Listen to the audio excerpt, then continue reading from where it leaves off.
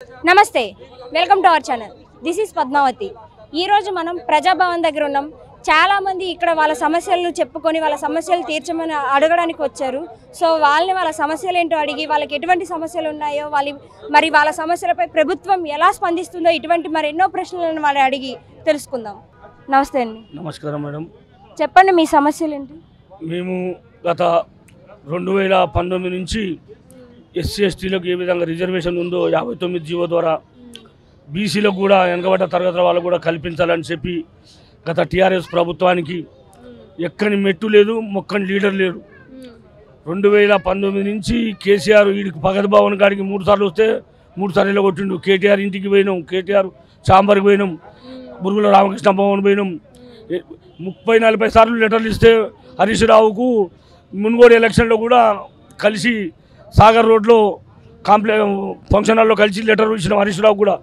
వాళ్ళ కుటుంబంకి ఒక్కొక్కరికి 5 సార్లు 6 సార్లు కలిసి ఇచ్చినా కూడా ఎలాంటి చర్య తీసుకోలేదు కాబట్టి ఇప్పుడు మన పిసిసి ప్రెసిడెంట్ రేవంత్ రెడ్డి గారికి తెలంగాణ ముఖ్యమంత్రి గారికి ఎలక్షన్ ముందర ఇవ్వడం జరిగింది వారు మాకు హామీ ఇచ్చి దుగ్గిల శ్రీధరబాబు మేనిఫెస్టోలో పెట్టి కామారెడ్డి బీసీ డిక్లరేషన్లో ప్రభుత్వ కాంట్రాక్ట్ పనుల్లో 42% బీసీలకు ఇస్తామని చెప్పి కామారెడ్డి బీసీ డిక్లరేషన్లో హామీ ఇవ్వడం జరిగింది దానిలో భాగంగానే సార్కి ముఖ్యమంత్రి గారికి ఆ కామారెడ్డి డిక్లరేషన్ పెట్టినందుకు నమస్కారాలు తెలియజేసుకుంటున్నాము అదేవిధంగా ఆ డిక్లరేషన్ని అమలు చేస్తే పేద పిల్లలు బడుగు బలహీన వర్గాలు చదువుకున్న వాళ్ళకు ఉపాధి లేక ఉద్యోగం లేక కుటుంబ తల్లిదండ్రులను పోషించలేక ఇబ్బందులు పడుతున్నారు కాబట్టి మీరు ఈ సౌకర్యం కల్పిస్తే వారు సుఖ సంతోషంగా జీవించి మీకు రుణపడి ఉంటారని చెప్పి తెలంగాణ ముఖ్యమంత్రి రేవంత్ రెడ్డి గారికి ఈరోజు ప్రజావాణి కార్యక్రమంలో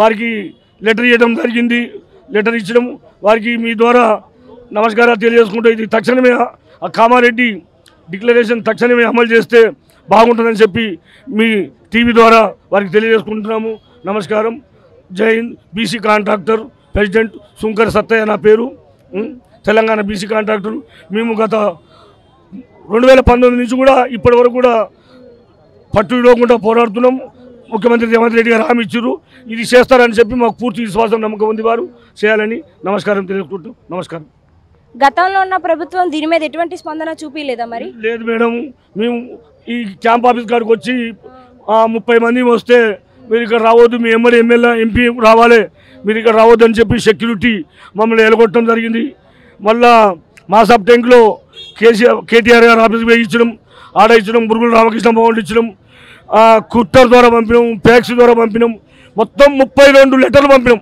వారి కుటుంబానికి హరీష్ రావుకు కేటీఆర్కు కేసీఆర్కు 32 లెటర్లు పంపితే కూడా ఎలాంటి స్పందన లేదు ఒకసారి కేసీఆర్ గారు మన ఫుడ్ మార్కెట్లో హాస్పిటల్ ఓపెనింగ్కి వస్తే సార్ లేపంటే 120 స్పీడ్ మీద పోతుంది సార్ ఆపండి సార్ అని చెప్పి 30 మంది ఆపినాం అంత అహంకారం పట్టింది ప్రజలు చీకొట్టిరు కాబట్టి ఈ గవర్నమెంట్ రేవంత్ రెడ్డి గారు చేస్తారని చెప్పి మాకు నమ్మకం విశ్వాసం కలిగింది చేస్తారని నమ్మకం ఉంది విశ్వాసం ఉంది ఓట్లేసి గెలిపించిన ప్రజలకే న్యాయం జరిపించకుండా వెళ్ళిపోతున్న రోజులు జరుగుతున్నాయి అవును మేడం ఏ ప్రజల కోసం ఏ వర్గం వారి కానీ ఎవరిని కానీ దగ్గరికి తీసింది లేదు నువ్వు ఇంతోడు బుడ్డోడు బిడ్డోడు అని చెప్పి వ్యంగ్యంగా ఏలంగా మాట్లాడిన వ్యక్తి ఈ ముఖ్యమంత్రి కాడ ప్రజల పట్ల విశ్వాసం ప్రేమ భావం ఉండదు ధనవంతులు వాళ్ళ ఫ్యామిలీ వాళ్ళకే కావాలి కానీ పేదలను ఏనాడు కూడా చూడలేదు అదే ప్రజలు తిరస్కరించారని చెప్పి నేను భావిస్తున్నా నా పేరు శుంకర్ సత్తయ్య తెలంగాణ బీసీ ప్రెసిడెంట్ నేను నిజంగా చూసిన నేను ఒక కార్యకర్తగా పనిచేసిన కానీ పేదలకు అనుకూలంగా వ్యక్తి కాదు కేసీఆర్ గారు అందుకని చీకొట్టిరు ముఖ్యమంత్రి రేవంత్ రెడ్డి గారు చేస్తారని మీ ద్వారా విశ్వాసం వ్యక్తం చేస్తున్నాను సో ప్రభుత్వం మారింది పరిపాలన మారింది కాబట్టి ఇప్పుడైనా న్యాయం జరుగుతుంది అని అనుకుంటున్నారా 100% విశ్వాసం మాకుంది మేడం చేస్తారు సారు అని ఎందుకంటే వారు ఏంటంటే మేము నడిచి చూసినాం వారి గురించి వారి గుణంగా మాకు కొంచెం తెలుసు కాబట్టి 100% పాసిబుల్ అవుతుంది పేద పిల్లలకు న్యాయం జరుగుతుందని మేము భావిస్తున్నాం సో మరి ఇప్పుడు మళ్ళీ దీని గురించి మీరు లోపల పిటిషన్ వేసినప్పుడు వారు ఎలా ప్రతిస్పందించారు తీసుకుర్రు మేము సార్కు పంపుతాం ఆల్రెడీ బీసీ మినిస్టర్కి చెప్పారని చెప్పి వాళ్ళు కూడా చెప్పారు మేము కూడా బీసీ మినిస్టర్ లెటర్ ఇచ్చినాం ఉప ముఖ్యమంత్రి కూడా ఇచ్చినాం రేవంత్ రెడ్డి గారికి ఇది 2 టైమ్స్ ఇవ్వడం చాలా సంతోషం ఉంది మాకు మంచిగా ఉంది ఇంతకు ముందుతో పోలిస్తే ఇప్పుడైతే ప్రజాస్వామ్యంలో మంచిగా ఒక్కరే కాదు మేడం ఇక్కడికి వచ్చిన వాళ్ళు ప్రతి ఒక్కరు కూడా చాలా సంతోషపడి వాళ్ళు ఇంతకుముందు ఒక పెద్ద మనిషి అంటుండు ఎంత కావరం పట్టిన మనిషి గేట్ కాడికి వస్తే గెంటేసిండు. ఇవాళ చూడు మంచిగా నీళ్ళు తాగిర్రు, మంచిగా కుసుర్రు, మంచిగా ఆనందంగా అర్జీలు ఇచ్చుకొని. సరే సమస్య పరిష్కారం అవుతుందా కాదా అది దైవదం దేవుని కాడు ఉంది. కానీ వాళ్ళు వచ్చిన వాళ్ళ ముఖంలో కళ ఆప్యాయత చూస్తుంటే చాలా సంతోషం అనిపించింది. ఎవరు కూడా బాధపడుతున్నారు. చూడు మంచిగా పోతున్నారు, వాళ్ళ పని ఇస్తున్నారు, మంచిగా నిమ్మలంగా వెళ్ళిపోతున్నారు, ఎలాంటి లేదు. అప్పుడు ఎలగొట్టుడు, పోలీసులు, జాలి, కంచె ఇవన్నీ చాలా బాధ అనిపించింది. మనం ఎందుకు ఓటేసిన గవర్నమెంట్కి దాన్ని. ఇప్పుడైతే చాలా ఆనందం అనిపించింది మేడం, నాకు చాలా సంతోషం. ఓటు వేసి గెలిపించుకున్నందుకు న్యాయం జరుగుతుందన్న విశ్వాసం ఉంది, విశ్వాసం ఉంది. Thank you. మీ ద్వారా అందరికీ నమస్కారం తెలియజేస్తున్నా. మీ మీడియా ద్వారా మీడియా మిత్రులకు కూడా నమస్కారం. Thank you madam. నమస్కారం అమ్మ. నమస్తే మేడం. నేను చాలా పరేషాన్ ఉన్నా. నేను కేసీఆర్ సాబు ఇప్పుడు చనిపోయిన వాళ్ళకు మిలిటరీ వాళ్ళకు సాయం చేస్తుంటే నాకు ఒక ఆశ పుట్టింది. మా నాయన కూడా మిలిటరీలో చేసిండు కదా, మాకు కూడా భూమి ఉంది కదా మిలిటరీలో చేసింది. నాకు మా నాయన ఆస్తి ఏమన్నా వస్తే నా ఉన్న పరిస్థితిలో నేనేమన్నా మంచిగా అవుతా అని పోతే మా కక్కయ్య వాళ్ళు కొడుకులు వాళ్ళందరూ నాకు తిరగబడి నా మీద నాకు కొట్టిండ్రు, నాకు చంపాలని కూడా చూసిండ్రు వాళ్ళు. నేను పోలీస్ స్టేషన్లో కేసు కూడా పెట్టిన వాళ్ళ మీద. నాకు భూమి ఇక్కడికి రాణిస్తలేరు. ఉన్న భూమి మొత్తం ఊర్లో ఉన్న వాళ్ళకి ఎవరికి ఇష్టం వచ్చినట్టు వాళ్ళు దున్నుకుంటున్నారు. 40 ఎకరాల భూమి మా నాయన ఓన్లీ కొన్నాడు. మా గవర్నమెంట్ నుంచి కూడా 5 ఎకరాల 7 గుంటల భూమి వచ్చింది. అది అందరు ఏం చేసిందంటే అప్పుడు ఇందిరాగాంధీ జమానాలో ఎక్కువ భూమి ఉండొద్దు, 2 ఎకరాలే ఉండాలంటే వాళ్ళు మా నాయన మా అన్న తమ్ముళ్ళ పేర్లు అందరివి రాపిచ్చిండు అన్నట్టు. కానీ మా నాయననే కొన్నాడు అప్పుడు భూమి. మా నాయనకు వీర జవాన్లలో చనిపోయినట్టు పేరుంది. సెకండ్ వరల్డ్ వాళ్ళ అప్పుడు చనిపోయిన శవాలలో వేసి పంపితే మా నాయన ఎట్లన్నో అట్లా బతికి వచ్చిండు. వచ్చిన తర్వాత మా నాయన వచ్చిన వరకు ఆయన దినాలే చేస్తున్నారంట. అప్పుడు చేస్తుంటే మా నాయన వచ్చి మా నాయనమ్మ ఇప్పుడు నువ్వు మిలిటరీలోకి వెళ్ళొద్దు నాయన, నువ్వు మళ్ళీ మిలిటరీ కాడికి పోతే నువ్వు బతికిన్నావు అంటే మళ్ళీ నీకు తీసుకుపోతారని మా నాయనమ్మ ఏడ్చి మా నాయనకు పోనీయలే. తర్వాత మా నాయన ఏం చేసిండు, వాళ్ళ అన్న తమ్ముళ్ళకు చాలా ప్రేమతో చూసేవాడు. మా నాయనమ్మ వాళ్ళ అందరు కుటుంబాలు మాకు కూడా చాలా ప్రేమతో చూసేవాళ్ళు. నేను ఇప్పుడు భూమి కాడికి పోగానే నన్ను చంపాలని చూస్తుండ్రు, నన్ను రాణిస్తలేరు, నన్ను చాలా పరేషాన్ చేస్తుర్రు. ఒక మా కక్కయ్య వాళ్ళందరూ చనిపోయిర్రు, మా మేనత్తలు కూడా చనిపోయిర్రు. మాకు 4 మేనత్తలు, 4 కక్కయ్యలు, నాకు ఎవ్వరు లేరు. ఇప్పుడు ఉన్నది ఏంటి, మా కక్కయ్య వాళ్ళ కొడుకులు, ఒక బిడ్డ ఉంది దాయరా, ఒక కొడుకులు ఉన్నారు. వాళ్ళు ఏం చేస్తుర్రు, నన్ను అస్సలు అంటరాని దానిలాగా చూస్తుండ్రు, నాకు చాలా పరేషాన్ చేస్తుర్రు. నేను మా అత్తగారు ఊర్లో ఉన్నా కానీ ఆడ కూడా నాకు ఇబ్బందుల పాలు చేసి ఆడ ఉండనివ్వలే. మా ఆయనకేమో లారీ నడిపిస్తుంటే ఆయనకు యాక్సిడెంట్ అయ్యింది. ఈ కంటికి చాలా ప్రాబ్లం ఉంది ఆయనకు. ఆయన మళ్ళీ లారీ మీదకి వెళ్ళలేడు, పని లేదు ఆయనకు. ఇప్పుడు ఏమన్నా నా పిల్లలకు స్కూల్ ఇడిచిపెట్టి హోటళ్ళల్లో పనికి పెట్టి నేను ఎట్లా పొద్దు గడుపుతుంటే నాకు కూడా ఆపరేషన్ అయింది. నాకు ఆపరేషన్ అయినప్పటి నుంచి నేను కూడా కుట్టు పని చేస్తుంటే మిషన్ కుట్టుకుంటుంటే అది కూడా విడిచిపెట్టేసిన. పొట్ట గడవని పరిస్థితి మాది. నేను మా నాయన గురించి ఉన్న భూమి అన్న వస్తుంది కదా, కేసీఆర్ సాబ్ చెప్పిండని 10 ఏళ్ళ నుంచి తిరుగుతున్నా. ఏడ తిరగని జాగలేదు నేను. మహబూబ్ నగర్ కలెక్టరేట్కి, పాత కలెక్టర్ ఆఫీస్కి తిరిగి లాస్ట్ కొత్త కలెక్టర్ ఆఫీస్కి కూడా తిరిగిన. చాలా పెట్టినా నేను అప్లికేషన్లు. ఇక్కడ ప్రజావాణి స్టార్ట్ అయినప్పటి నుంచి 2 మాటలు అప్లికేషన్ పెట్టిన. కానీ నాకు ఇంకా ఇప్పటిదాకా నాకు ఏది నా గురించి ఏది న్యాయం జరగలే. నా పిల్లలకి ఏమన్నా ఉద్యోగాలు ఇప్పించి నన్ను నా ఆర్థిక పరిస్థితుల్ని ఆదుకుంటారని చేతులెత్తి జోడిస్తున్నా. ఈ ఫోన్ ఎట్లా ఉందో నా బతుకు కూడా అట్లే ఉంది. పలిగిపోయిన చినిపిపోయిన జెండాలాగా ఉంది నా బతుకంతా. మా అమ్మ నాయన వాళ్ళు నాకు ఇచ్చింది ఒక్కటే సంస్కారం, మా మర్యాద. నేను మా అమ్మ నాయన వాళ్ళు, మా నాయనమ్మ వాళ్ళ బొందలు ఉన్నాయి, ఆడ అవి గుణంగా కూడిచేస్తే నా పానం తల్లడిచిపోతుంది. చనిపోయిన వాళ్ళకు గుణంగా నిమ్మలంగా పనుకొనిస్తలేరు వాళ్ళు. ఆడ సమాధులను కూడా గుణంగా తవ్వేస్తున్నారు. ఆ దర్గా గుణంగా మొత్తం కూడిచేస్తున్నారు. దర్గా కాడ కావాలని నీళ్లు వదిలి జంతువులకు కట్టేసి, ఎడ్లను ఆవులని కట్టేసి సమాధులన్నీ కూల్చేసిండ్రు. నాకు చాలా బాధగా ఉంది. నా ఆత్మ గుణంగా బాధపడుతుంది వీళ్ళతోటి. నా అన్న తమ్ముళ్ళు కూడా నాకు శత్రువులు అయిపోయిండ్రు. ఇప్పుడు నాకు ఎవ్వరు లేరు, నేను ఒక్కదాన్నే ఉన్నా. మా నాయనకు మా నాయనకు ముందుగా నాకంటే పెద్దగా పుట్టిన వాళ్ళకు కూడా తొట్టెలనే చంపేసిన ఘనకారులాలు భూమి కోసం. ఇప్పుడు నేను వెళ్తే నన్ను కూడా చంపాలని ప్రయత్నిస్తే నేను అప్లికేషన్ పెట్టిన పోలీస్ స్టేషన్లో. ఇదిగోండి ఇవన్నీ ఉన్నాయి ఇంట్లో. ఇవన్నీ మా నాయన భూమి. ఇది మా నాయన. ఈయన మీ నాన్నగారి పేరు మొహమ్మద్ ఖాజా. మా ఊరు ఏమో ఏంలా, మిడ్చిల్ మండలం. నాకు చాలా పరిశ్రమ చేస్తుర్రు. నా పాలోళ్ళు కూడా నాకు సపోర్ట్ చేస్తలేరు. గవర్నమెంట్ అన్న నాకు సపోర్ట్ చేస్తుందని చాలా ఆశతోటి 10 ఏండ్ల నుంచి తిరుగుతున్నా. మా అమ్మ చనిపోయి ఇప్పుడు 10 ఏండ్లు కానికి వస్తుంది. నేను చాలా ఇబ్బందులలో పాలవుతున్నా. నాకు చాలా బాధ ఉంది. నాకు కూడా ఆపరేషన్ అయింది. ఏ పని చేసుకునే పరిస్థితి లేదు. మా ఆయనకేమో యాక్సిడెంట్ అయ్యి ఆయన పని చేసే పరిస్థితి లేదు. కనీసం మా ఉన్న ఆస్తి అన్న వస్తే ఉంటుందంటే అది లేదు. ఇంటికి కిరాయి కట్టుకోలేని పరిస్థితి. ఈ హోటల్లో పని చేస్తే ఏమొస్తుందమ్మా? మరి మీ నాన్నగారు ఆర్మీలో చిన్న పిల్లలకు హోటళ్ళలో పెట్టినంత బాధలో ఉన్నా నేను. నాకు ఎక్కడ సపోర్ట్ లేదు. కనీసం బాధలో ఉంటే ఆడవిల్ల ఎవరన్నా అన్న తమ్ముళ్ళన్నా సపోర్ట్ చేస్తారు. నాకు ఎవ్వరు సాయం లేదు. నాకు మీరన్నా సాయం చేయాలి, ఆ దేవుడన్నా సాయం చేయాలి. ఎవ్వరు చేయలేరు నాకు.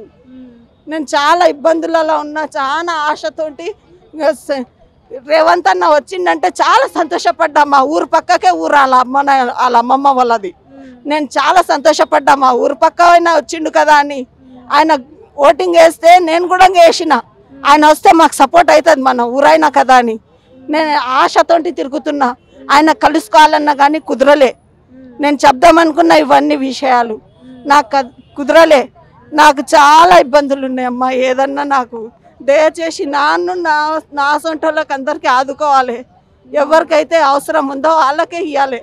అందరు ఉన్న డబ్బులు ఉన్న వాళ్ళు కూడా వస్తుండ్రు సాయానికి. కానీ నా పరిస్థితి మొత్తం చాలా చినిగిపోయిన జెండాలాగా ఉంది నా పరిస్థితి. నన్నైతే మీరు కాపాడాలి. మరి మీ నాన్నగారు మిలిటరీలో చేసినప్పుడు ఆయన చనిపోయినప్పుడు 5 ఎకరాల భూమి ఇచ్చారన్నారు కదా, వాళ్ళే చేసుకుంటున్నారు. అది ఎలా కుదురుతుంది? మరి కన్న కూతురుగా మీరున్నప్పుడు ఆ భూమి మీకు చెందుతుంది కదా. దీంట్లో ఉన్నది, దీంట్లో అన్నీ ఉన్నాయి. వాళ్ళు ఏం చేసిండ్రు ఒకరి తర్వాత ఒకరు. నేను తిరుగుతుంటే కూడా వాళ్ళు ఏం చేసిండ్రు, నేను ఇట్లా చేసుకున్నారమ్మా. వాళ్ళు పేరు మీద ఎక్కించుకుంటున్నారు. ఇదిగోండి వీళ్ళందరి పేర్లు అవి. వీళ్ళందరూ ఏం చేస్తున్నారంటే మా నాయనగారి భూమి మొత్తం వాళ్ళే వాళ్ళకు పుట్టినట్టు సంవత్సరానికి ఒకరు చేసుకుంటున్నారు అని ఊరోళ్ళు చెప్తున్నారు. అందరూ కలిసి తింటున్నారు. నన్ను పరేషాన్ చేస్తున్నారు. నాకు మాత్రం ఈ 12 గుంటలే అప్పగించారు. అది కూడా నాకు కొలిసిస్తలేరు, భూమిలోకి రాణిస్తలేరు. నాకు చాలా పరేషాన్, చాలా ఇబ్బందికరంగా ఉంది. ఆ 12 గుంటలన్నా నాకు సంవత్సరానికి ఇంత చేసుకుందామంటే నాకు స్తోమతి లేదు. చేసుకొని ఇస్తలేరు. ఆ భూమి కూడా కొలిసిస్తలేరు. నా భూమిలోకి పోనిస్తలేరు. మండల ఆఫీస్లో, మిడ్జిల్ మండల ఆఫీస్లో మా ఒక పాలైన కూడా అది మా నాయన డ్యూటీ చేస్తున్నాడు. అది కూడా మా నాయన డ్యూటీ. అది చేసుకుంటే ఏం చేస్తుండంటే ఆయన మా నాయన పేరున్న దగ్గర పేరు తీసేసి వాళ్ళ నాయన పేరు వాళ్ళ తాత పేరు రాసుకుంటున్నాడు. అది ఎలా కుదురుతుంది? ప్రభుత్వం దానిపై ఏ స్పందన చేసుకుంటలేరు. అందరు కలిసి అందరు డబ్బులు ఇమ్మా 3 లక్షలు ఇచ్చిన మేడం. అట్లా ఇట్లా బాధపడి 3 లక్షలు తీసుకొచ్చిస్తే ఆ అప్పు కిందికి మా పిల్లలేమో పోయి హోటల్లో పని చేయవలసి వస్తుంది. ఇప్పుడు నాకు చాలా బాధగా ఉంది. అది కూడా మల్లేష్కి ఇచ్చిన. మల్లేష్, రవికుమార్, బుచ్చమ్మ ముగ్గురు ఉన్నారు అప్పుడు ఎంఆర్ఓలు. వాళ్ళు ఏమంటారు, ఎంఆర్ఓలు కాదు, వాళ్ళు పట్వారులు. వాళ్ళందరూ కలిసి తినేసిండ్రు. నాకైతే భూమి ఎక్కియాలి. నా పెండ్లి బుక్ కూడా గుంజుకుర్రు వాళ్ళు. నీ దగ్గర ఏం ఆధారం ఉంది, నీ ఊరామేవంటే నా ఊర్లో నా పెండ్లి అయిందంటే ఆ బుక్ కూడా గుంజుకున్నాడు మల్లేష్. నన్ను చాలా ఇబ్బందుల పాలు చేస్తున్నారు. నేను ఎక్కడ చెప్పుకోలేని పరిస్థితి నాది. నేను ఎవరి ముందర పోయి ఇట్లా బిచ్చదాన్ని అయిపోయినా. నేను అంత పరేషాన్ అయిపోయినా. నేను ఎక్కడ కూడా ఏడపోయినా ఎవరన్నా 10 రూపాయలు ఇస్తారా అన్నట్టు అడుక్కుంటారు కదా, అట్లా అయిపోయింది నా పరిస్థితి. ఇప్పుడు ఏం ఆధారం లేదు. మా ఆయనకు పని చేసుకునే సమ్మతి లేదు. నాకు ఆపరేషన్ అయింది. నేను కుట్టు మిషన్ ఇడిచిపెట్టేసిన. నాకు కుట్టుకోనికే మిషన్ మీద కూర్చొనేది లేదు నాకు. నా పిల్లలేమో అప్పు కిందికి పని చేయవలసి వచ్చింది. ఇంటికి కిరాయి కట్టుకోలేకపోతున్నా. ఇంటికి పరేషాన్ ఉన్నా, చాలా పరేషాన్ ఉన్నా. ఆ కోపన్ బియ్యం కూడా మా పిల్లల పేరు మీద వస్తలేవు. నాకు నా భర్తకు ఇద్దరికే వస్తున్నాయి. కోపన్ గురించి కూడా చాలా తిరిగిన. రేషన్ కార్డు మీద నా పిల్లల పేర్లు ఎక్కిమంటే నాకు 4 పిల్లలు ఉండరు. కానీ ఒక్కరి పిల్లలు కూడా పేరు ఎక్కియలే వాళ్ళు. చాలా పరేషాన్ ఉన్నా. ఎందుకని ఎక్కించడం లేదు? ఏమో వాళ్ళు నాకు తెలియదు. వాళ్ళే పరేషాన్ చేస్తుర్రు, తిప్పి తిప్పి పరేషాన్ చేస్తుర్రు. ఏడ పని దొరికితే ఆడ పోయి బతుకుతున్నాం మేము ఊరు ఇడిచిపెట్టి. చాలా పరేషాన్ ఉన్నాం. మా అత్తగారు వాళ్ళేమో ఆమన్గల్. ఇప్పుడు నేను చాలా పరేషాన్ ఉన్నా. నాకు మా వాళ్ళు కూడా సాధారణ చేస్తలేరమ్మా. నేను చాలా పరేషాన్లో, ఎక్కడంటే ఎక్కడ ఎవరు నాకు సాయం చేస్తారా అని ఇట్లా దండం పెట్టుకుంటా తిరుగుతున్నా. నేను చాలా పరేషాన్లలో ఉన్నా. నాకు ప్రభుత్వం మారింది, మీకు ఖచ్చితంగా న్యాయం జరుగుతుందని కోరుకుంటున్నాం మేము కూడా. నేను ప్రభుత్వం మారింది, రేవంత్ అన్న వచ్చిండంటే నాకు ఎంత సంతోషం అనిపించింది. మా ఊరైనా కదా నాకు సాయం చేస్తాడు తప్పకుండా అని కొండంత ఆశతో వచ్చిన నేను. కానీ ఇప్పటిదాకా ఏం సాయం కాలేమ్మా. ఇంకా నేను అదే ఆశ మీద ఉన్నా. ఇంకెప్పుడైతుంది నాకు అది తెలియాలి. నాకు నా బాధలన్నీ చెప్పుకుంటున్నా. నాకు ఎక్కడ ఇంకా చాలా ఉన్నాయి చెప్పాలంటే. మా నాయన మిలిటరీలో ఉన్నప్పుడు సాక్ష్యాలన్నీ తీసుకుపోయి కాలబెట్టిండ్రు మా కక్కయ్య వాళ్ళు. నేను పోతా అని చెప్తే వాళ్ళు తీసుకుపోయి సాక్ష్యాలన్నీ కాలబెట్టిండ్రు. మా ఉన్న ఒక్క తమ్మునికి కూడా వాళ్ళు ఓర్వక చంపేసిండ్రు. నాకంటే పెద్దగా ఉన్న వాళ్ళకి కూడా భూమి కోసం చంపేసిండ్రు తొట్టెలలో ఉన్నప్పుడే. ఇప్పుడు నేను ఎట్లనో అట్లా బతికి ఉన్నా అని వాళ్ళకు ఓర్వలేకపోతున్నారు. నన్ను చంపాలని చూసిండ్రు వాళ్ళు. నన్ను చంపాలని 10-20 మందికి తీసుకొస్తే ఇంటి ఆడవిళ్ళక చంపుతావురా అని వాళ్ళే వాళ్ళకి తిట్టిపోయినరు. తర్వాత కూడా నా మీద చాలా చాలా జులుం చేసిండ్రు. వాళ్ళు నా మీద చాలా బాధలు పెట్టినరు నన్ను వాళ్ళు. ఇప్పటి కూడా నన్ను ఎవరు రెస్పెక్ట్ ఇస్తలేరు, నాకు ఎవరు ఇజ్జత్ ఇస్తలేరు. నాకు ఎట్లా చూస్తుందంటే కుక్క కన్నా ఇల్వ ఉంటుంది, నాకు ఇల్వ ఇస్తలేరు వాళ్ళు. చాలా పరేషాన్ చేస్తుండ్రమ్మా నన్ను. మీరు అందరు కలిసి నన్ను ఏదన్నా ఇంత దారి చూపించాలి. నాకు నా పిల్లలకు నాకు చాలా పరేషాన్ ఉంది. నేను కోరుకునేది నాలాంటి వాళ్ళకు కూడా సాయం చేయాలి. నాలాంటి పరేషాన్ ఉన్న వాళ్ళకు ఎవరైనా సపోర్ట్గా ఉంటే అంత పరేషాన్ కారు. నేను ఒక్కదాన్నే చాలా పరేషాన్ అవుతున్నా. ఖచ్చితంగా న్యాయం జరుగుతుందని కోరుకుంటున్నాం. సో అదండి, విన్నారు కదా, ఆమె సమస్య ఏంటో చెప్పుకున్నారు. సో ఆమెకి చెందాల్సినవి ఆమెకి చెందకుండా తన కుటుంబమే లాక్కొని ఆమెను ఈరోజు రోడ్డు మీదకి లాగిన పరిస్థితి ఏర్పడుతుంది. సో దీని మీద గవర్నమెంట్ ప్రభుత్వం కూడా ఏ స్పందించకుండా లేకుండా పట్టించుకోకుండా వాళ్ళ సమస్యలు ఏంటో తీర్చకుండా వీళ్ళ సమస్యల గురించి చెప్పుకోవడానికి కూడా వెళ్ళనీకన్నా చేస్తున్నారు. సో వీళ్ళని కూడా కొంచెం అర్థం చేసుకొని వీళ్ళ సమస్యలను తీర్చాలని కోరుకుంటున్నాం. నమస్కారం. रेडी सर, हम बहुत परेशान है. हमको बेडरूम के वास्ते हम 4 महीने से फिर रहे. ओके हो गया सब, और इंक्वायरी भी हो गई. घर को आता बोल रहे, अभी तक आया नहीं. हम बहुत परेशान हैं. एक देवर है मेरा, दीवाना देवर है. मेरा शौहर हार्ट पेशेंट है. बच्चा ऑटो चलाता, घर का किराया नहीं बन सक रही. मैं दवाखाने का दवायाँ गोलियाँ सब चालू है. बहुत परेशान है हम. बेडरूम के वास्ते बहुत कर रहे हम कोशिश. यहाँ भी 2 बार आके गई, 2 बार भी यहाँ भी दे के गई, फॉर्म दे के गई. आ रहा बोल रहे, एप्लीकेशन यहाँ भी दे दी मैं. हाँ, इंक्वायरी सब हो गई हमारे घर की. आ रहा बोल रहे, मगर आ रहा नहीं. कैसा भी मेहरबानी करिए सर, हम बहुत परेशान है. परेशान हमको देंगे, गरीबों को देंगे तो दुआ लगेंगी. हम बहुत परेशान है सर. घर होना ज़रूरी है, हम किराया नहीं भर सकते. और इतना ही बोलना है सर, आप ज़रा कोशिश करिए. और बोलते समाज सर, मैं बहुत फिर रही, 4 महीने से फिर रही सर. आता बोल रहे दूसरे लोगों को आया. हम यहाँ 7 आए थे, उनको आ गया, हमारे को नहीं आया. हमारा तो ओके है. यहाँ भी आए तो वही बोल रहे पूरा ओके है अम्मा, आएंगा, जाओ तुम आएंगा, पूरा हो गया तुम्हारा बोल रहे. मगर हमारे को आया ही नहीं सर. मेहरबानी होगी सर, हमारे को देंगे तो हम बहुत परेशान है. दुआ लगेंगी. हम गरीब लोग, किराए का घर है. बच्चा ऑटो चलाता, हमारे क्या दवा गोली करेंगे, क्या ऑटो चलाएंगा, घर का किराया देंगे. एक देवर है दीवाना, उसको भी संभालना पड़ता हमारा को. हमको मेहरबानी होंगी आपकी. ये घर दे देंगे तो बस हमको मेहरबानी होंगी सर. बहुत मेहरबानी होंगी आपकी.